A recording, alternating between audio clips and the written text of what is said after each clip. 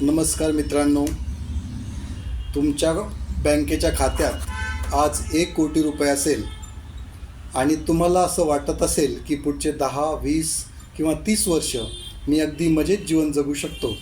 तर मित्रांनो, तसं नाही. महागाईचा वाढता 6% दर लक्षात घेतला तर तुमच्या रुपयाचे मूल्य हे कमी होत जाते.